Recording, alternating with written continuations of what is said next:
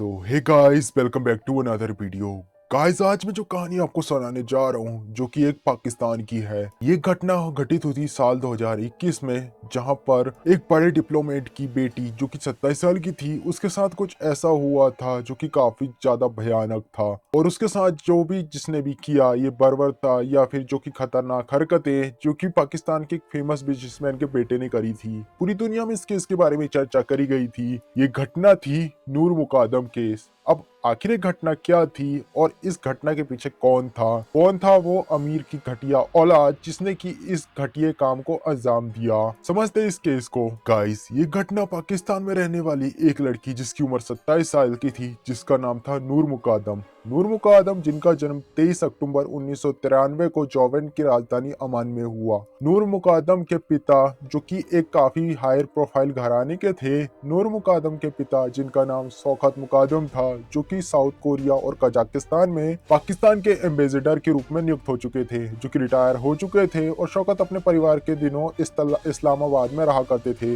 वो दिन था 19 जुलाई 2021 को, जहां पर शौकत अपनी पत्नी के साथ व्यापार शॉपिंग करने के लिए जाते हैं। उनकी बेटी घर पर रहती है, पर शाम होने पर जहां पर वह खरीदी करके अपने घर पे लौटते हैं, वह जो भी देखते हैं वह हैरान कर देते हैं। दरअसल उनकी बेटी उनके घर पे थी ही नहीं। शौकत जो अपनी बेटी को फोन करते हैं, पर उनकी बेटी को कॉल करने पर उन्हें कोई भी जवाब नहीं मिलता और वे घबरा जाते हैं। वे अपनी बेटी को टेक्स्ट मैसेज भी करते हैं, पर उन्हें कोई भी रिप्लाई नहीं मिलता। और अब थोड़ा टाइम बीत जाता है, उनकी टेंशन बढ़ने लगती है। शौकत को अपनी बेटी की बहुत ज्यादा फिक्र होने लगी थी और नूर मुकादम के काफी सारे दोस्तों को वो कॉल करते हैं। वो कोशिश करते हैं कि उनकी बेटी की कुछ इन्फॉर्मेशन निकल जाए, पर उन्हें केवल एक ही आंसर मिलता कि उन्हें कुछ भी नहीं पता कि आखिर नूर मुकादम है कहाँ पर। उन्हें कोई भी सबूत नहीं मिलता कि उनकी बेटी कहाँ गई। हालांकि शौकत की जो पत्नी थी, वह अपनी बेटी के नंबर पर लगातार कॉल करती रहती है। अब नूर के कई सारे दोस्त भी उसके घर पे पहुंच चुके थे और सुबह तक लगातार उसके नंबर पे फोन किया जा रहा था, पर उसके नंबर पे उसे कोई भी जवाब नहीं दिया जाता। थोड़ा टाइम बीत जाता है और अब ये लोग अब पुलिस के पास कंप्लेंट दर्ज कराने ही वाले थे कि सभी 10:45 के आसपास नूर मुकादम के मोबाइल से एक उसकी मां पर एक के फोन में एक वॉइस मैसेज आता है। ये वॉइस मैसेज था नूर मुकादम का, जो कि इस मैसेज में अपनी माँ को कहती है, लाइक उसने ये सब अपनी माँ से क्या कहा ये किसी को भी नहीं पता, यानी पब्लिक की प्लेटफॉर्म में अवेलेबल नहीं है। पर इस वॉइस के बाद नूर मुकादम की माँ जहीर को कॉल करती है, जो कि नूर मुकादम के एक पुराना दोस्त था। हालांकि जहीर इस फोन को नहीं उठाता। फिर थोड़ी देर बाद वह उनकी कॉल को काट देता है। फिर 10:56 के आसपास जहीर अपने नंबर से नूर के माँ को कॉल करता है। वो उसे कहता है कि दरअसल मैं उस समय बिजी था आंटी, इसलिए मैंने आपसे बात नहीं कर पाया। फिर यहाँ पर वह जहीर से अपनी बेटी के बारे में क्वेश्चन करती है, जहाँ पर जहीर उनसे कहता है कि उसे नूर के बारे में तो कुछ भी नहीं पता, पिछले काफी टाइम से उसने नूर से तो कोई बात भी नहीं करी है। जहीर अब लगातार 25 मिनट तक नूर मुकादम के माता पिता से बात करता है, फिर उसने उस फोन को रख दिया था। अब शौकत मुकादम बाकी सारे लोगों को यही लग रहा था कि कहीं नूर जहीर के घर पे तो नहीं गई, पर जहीर जिसे कि अब नूर मुकादम के बारे में कुछ भी पता नहीं था, वह साफ मना कर देता है। तो इन्हें काफी ज्यादा झटका लगता है, क्योंकि ना वॉइस कॉल से कुछ क्लू मिला था कि शायद नूर मुकादम वहां पर हो सकती है जहीर के घर पे। अब ये लोग खोज करना शुरू कर देते हैं। अब शाम हो चुकी थी, पर नूर मुकादम का कोई भी आता पता नहीं चलता। अब 20 जुलाई 2021 का दिन आ चुका था और रात के 10 बजे के आसपास सारे लोग जो कि नूर मुकादम को लगातार ढूंढ ही रहे थे, वे लोग थक चुके थे, परेशान हो चुके थे। और तभी रात के 10 बजे के आसपास नूर मुकादम के पिता शौकत मुकादम के पास पाकिस्तान के नौसार थाने से कॉल आता है कि आप तुरंत ही थाने में पहुंच जाइए। पुलिस थाने से कॉल आने के बाद शौकत, जो कि काफी ज्यादा घबरा चुके थे कि आखिर पुलिस उन्हें कॉल क्यों कर रही है, उन्हें काफी ज्यादा शक होता है कि कहीं कुछ गलत ना हो गया हो, वे तुरंत ही थाने में पहुंच जाते हैं। जहां पर पुलिस शौकत और बाकी सारे लोगों को पाकिस्तान के सबसे एक काफी पॉपुलेशन वाले इलाके में इस्लामाबाद के सेक्टर के एक होटल में ले जाते हैं। ये एड्रेस था पाकिस्तान के सबसे बड़े बिजनेसमैन जाकिर जाफर का ये घर था। शौकत जो कि इस घर को पहले से जानते थे, क्योंकि इस घर के जो मालिक थे जाकिर, जिनसे कि जाकिर थे, उनसे शौकत की पहली जान पहचान थी, उनके भी शहरी की दोस्ती भी थी। यहाँ जाने के बाद शौकत, जिन्हें समझ नहीं आ रहा था कि आखिर वे लोग यहाँ पर क्यों आए हैं, और तभी जैसे ही वो घर के अंदर जाते हैं, वो कुछ ऐसा देखते हैं जिससे उनका दिल दहल चुका था। दरअसल वे लोग उन्हें एक कमरे में ले जाते हैं और उन्हें देखा था कि एक कमरे में उनकी बेटी का सर कटा हुआ है और उसका शरीर जो कि उसके सर से धड़ से अलग है, दोनों ही अलग अलग जगह पर पड़े हुए हैं। शरीर पे गहरा चोट का निशान था, पूरा कमरा जो कि खून से सन चुका था।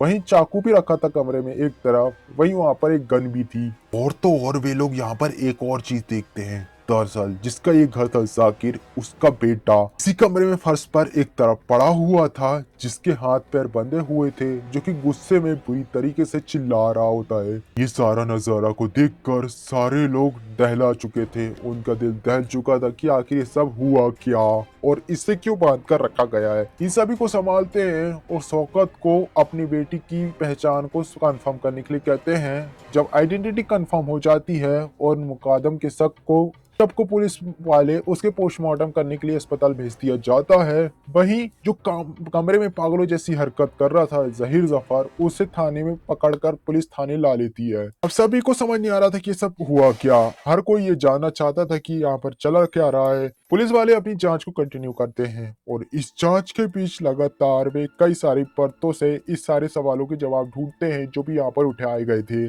पुलिस ने अपनी जांच शुरू कर दी थी। वहीं मीडिया में इस हाई प्रोफाइल मर्डर की पूरी खबर फैल चुकी थी, क्योंकि जो कि एक बड़े बिजनेसमैन का नाम इसमें आया था, तो ये काफी बड़ी सुर्खियां थी। वहीं लोगों का कहना था कि कहीं इस मामले को दबाने की कोशिश ना करी जाए, जिसके कारण शायद मीडिया भी इसे छुपा देगी। वहीं नूर मुकादम के दोस्त जो कि सोशल मीडिया पर इस घटना के बारे में जानकारी शेयर करना शुरू कर देते हैं, ताकि नूर मुकादम को इंसाफ मिल सके, कोई इस केस को दबा ना पाए। वहीं नूर मुकादम को इंसाफ दिलाने के लिए अब लोगों ने उनके बैनर को लेकर सड़कों पर भी उतर चुके थे और ये खबर अब लगातार पूरे पाकिस्तान में फैल चुकी थी।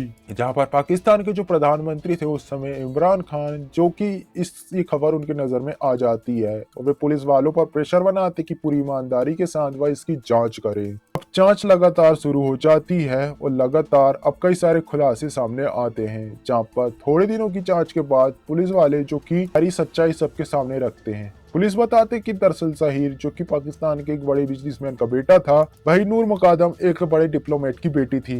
जहीर जिसके पास अमेरिका की नागरिकता भी थी और तो और पाकिस्तान की भी, यानी दोहरी नागरिकता थी। दोनों परिवार इनका आना जाना विदेशों में रहता था। न्यूयॉर्क में रहते हुए नूर मुकादम और जहीर आपस में मिलते हैं और दोनों ही एक दूसरे के अच्छे दोस्त बन जाते हैं। धीरे धीरे इनकी दोस्ती अब गहरी हो चुकी थी और अब ये दोनों एक दूसरे से प्यार करने लगे थे। और तो और परिवार वालों को इनकी दोस्ती से कोई एतराज नहीं था, क्योंकि उनके परिवार के बीच भी दोस्ती थी। ये दोनों सीधे सामान लेवल के थे और दोनों के परिवार के बीच पहले से दोस्ती थी। वे चाहते थे कि शायद अब ये लोग शादी कर लेंगे, पर शायद ये कभी हो भी नहीं पाया, क्योंकि जो जहीर था वह काफी ज्यादा एग्रेसिव था।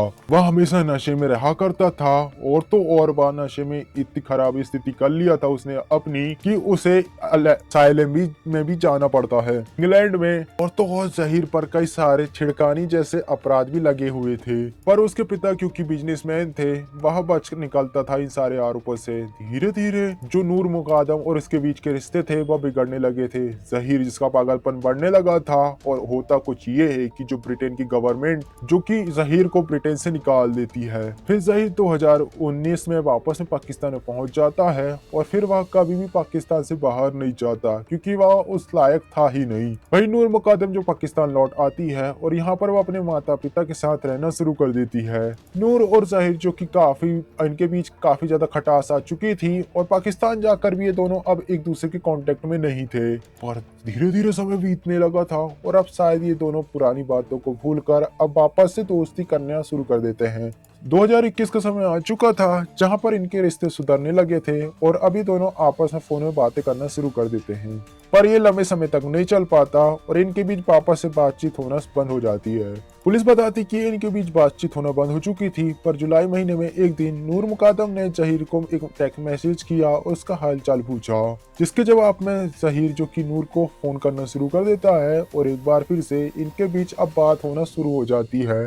यहाँ पर जहीर नूर को बताता है कि दरअसल वह 19 जुलाई को न्यूयॉर्क जाएगा। इससे पहले वह चाहता है कि वह उससे मिल ले। नूर जो कि जहीर से मिलने के लिए साफ मना कर देती है, पर जहीर यहाँ पर उसे काफी ज्यादा प्रेशर डालता है, उसे रिक्वेस्ट करता है और नूर आखिरकार मान ही जाती है। 18 जुलाई 2021 को रात के 9:05 में वह जहीर के घर के लिए निकल जाती है और रात के 10 बजे के आसपास वह जहीर के घर में पहुंच चुकी थी। पुलिस बताती है कि जहीर ने बयान दिया कि कैसे नूर जब उसके घर के अंदर आती है, जहां पर वे दोनों के बीच सब कुछ नॉर्मल था, दोनों एक दूसरे से बातें करते हैं। थोड़ी ही देर बाद जहां पर जब नूर मुकादम को मोबाइल बार बार बजना शुरू हो जाता है तो जहीर को गुस्सा आना शुरू हो चुका था। वह नूर मुकादम से तेज आवाज में बातें करना शुरू कर देता है। नूर मुकादम की रिंगटोन बजने का कारण यह था कि दरअसल उसके माता पिता जो कि अपनी बेटी को कॉल कर रहे थे। वहीं जहीर जो कि नूर को नहीं चाहता था कि वह उसकी फोन उठाए। वहीं थोड़ी देर बाद जो कि नूर से जहीर उसका फोन छीन लेता है और नूर को अपने ही घर में कैद कर देता है। दरअसल 19 जुलाई की सुबह 3:50 में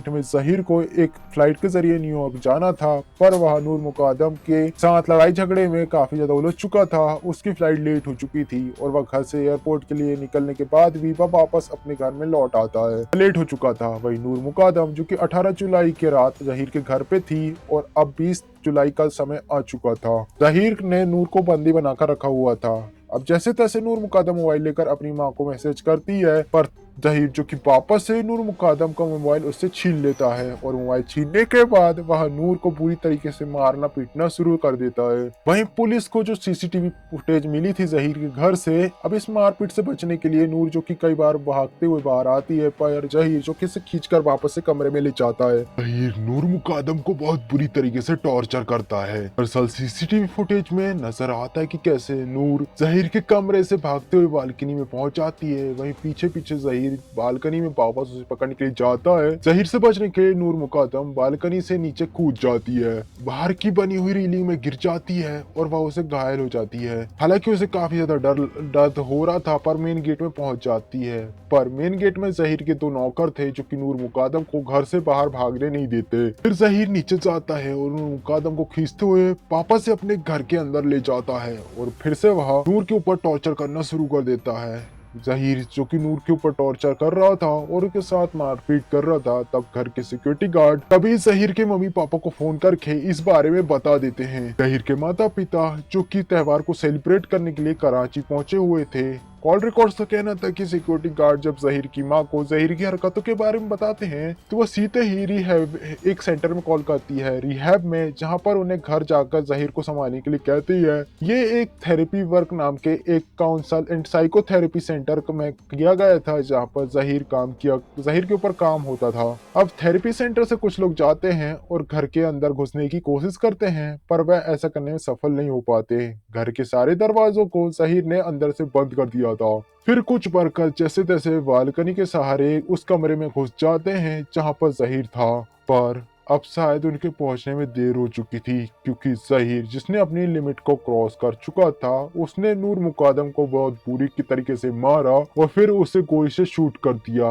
पर क्योंकि गोली पिस्टल में फंस चुकी थी, ये किस्मत थी नूर की और जहीर को इससे काफी ज्यादा गुस्सा आता है, पिस्टल को वहां दूर फेंक देता है और फिर नूर मुकादम के ऊपर नकल डस्टर से अटैक करता है। नूर मुकादम का शरीर छल्ली हो चुका था। जहीर यहाँ पर भी नहीं रुकता और वह फिर एक नाइफ निकालता है अपने पास से और उससे नूर के ऊपर अटैक कर दिया था। इस अटैक के कारण नूर का ब्लड बहने लगता है, वह बेहोश होकर नीचे गिर जाती है और फिर इसके बाद जहीर जिसका पागलपन अब सीमा में था ही नहीं, वह उस नाइफ के जरिए नूर मुकादम की गर्दन को अलग कर देता है। आप सोच सकते हो कि ये पूरी दरिंदगी कैसा रहा होगी। इसके बाद जहीर वापस अपनी माँ को कॉल करता है, वह अपनी माँ से बात करता है और इसके बाद वह वापस से वहां पर उसकी माँ साइकोथेरेपी सेंटर पे कॉल करती है और लोगों को घर पर भेजती है। सेंटर वाले लोग जब घर पे जैसे तैसे अंदर घुसते हैं, जहीर जिसे लग रहा था कि शायद इन लोगों को नूर मुकादम के घर वालों ने भेजा होगा, जहीर ने उन लोगों पर भी अटैक कर दिया था। हालांकि इस अटैक के कारण एक शख्स घायल हो चुका था और वह हॉस्पिटल में भर्ती कर दिया जाता है उसे। वही जो बचे हुए लोग थे वह जैसे तैसे जहीर को कंट्रोल में लाकर उसके हाथ पैर बांधकर डक्ट टेप से बांधकर कमरे में छोड़ देते हैं। फिर पुलिस को भी इस घटना के बारे में बताया जाता है और पुलिस उस घटना के स्थल पे पहुंचकर नूर मुकादम के माता पिता को भी वहां पर ले जाते हैं और नूर मुकादम की पहचान होती है। उसके शव को पोस्टमार्टम के लिए भेज दिया गया था। वहीं जहीर को अरेस्ट कर लिया गया था। पोस्टमार्टम रिपोर्ट में नूर मुकादम की जो मौत है ये पुष्ट हो चुकी थी और सारी चीजें सामने आ चुकी थी कि कैसे नूर को अपने कब्जे में लेने के बाद उसके छोड़ने के बदले में जहीर ने 10 लाख रुपए की फिरौती मांगी थी, जिसमें से 3 लाख अपने नौकर के जरिए नूर ने जहीर को दिलवा दिए थे। और इसके बाद भी जहीर चूंकि नूर को आजाद नहीं करता। नौकर से पैसे मंगवाने का कारण ये था कि दरअसल जहीर ने नूर के सामने ये शर्त रखी थी कि पैसे की मांग के बारे में वह उसके घर वालों को ना बताए वरना वह उसकी जान ले लेगा।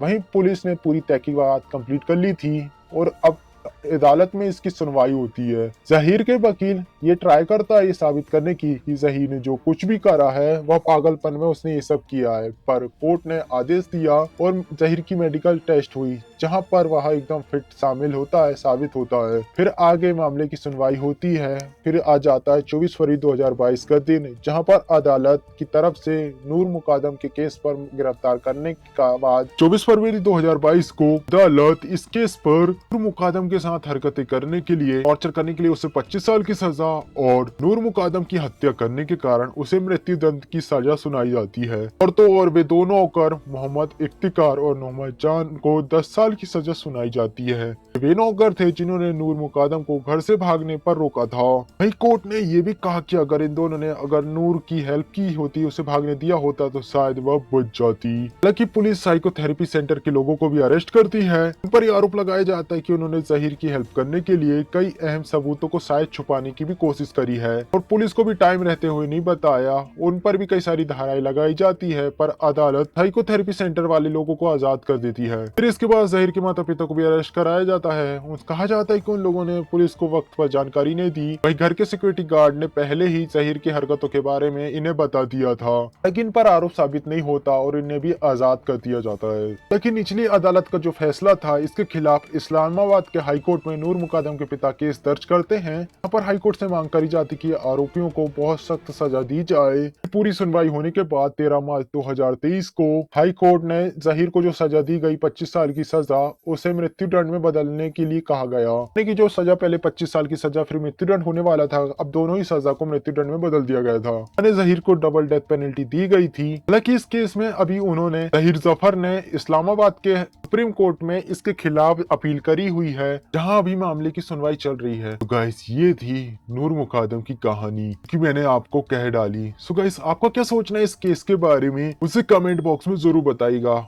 और वो कौन कौन से सिनारियो थे जहां पर इस घटना को घटित होने से रोका जा सकता था, इसमें अहम गलती किसकी थी, कमेंट बॉक्स में जरूर बताइएगा। और मुझे ये भी बताएगा कि क्या आपका कभी सामना जहीर जैसे साइकोपैथ से हुआ है, और अगर हुआ है तो आपने उससे कैसे डील करी है। गाइस मैं आशा करता हूँ कि इस कहानी से आपको कुछ सीखने को मिला होगा और आप क्राइम से रिलेटेड घटनाओं से सतर्क रहेंगे। इसी उद्देश्य के साथ मैं इस कहानी को यहाँ पर समाप्त करता हूँ। सो गाइस आई होप आपने मेरे चैनल को सब्सक्राइब कर लिया होगा, अगर नहीं तो प्लीज कर लीजिए क्योंकि मुझे अभी आपके सपोर्ट की बहुत ज्यादा जरूरत है। सो गाइस मिलते हैं इसी तरह की किसी अगली कहानी में, मिलते हैं नेक्स्ट वीडियो में। तब तक के लिए बाय, ख्याल रखिए अपना और अपने परिवार वालों का, सतर्क रहिए क्राइम की घटनाओं से।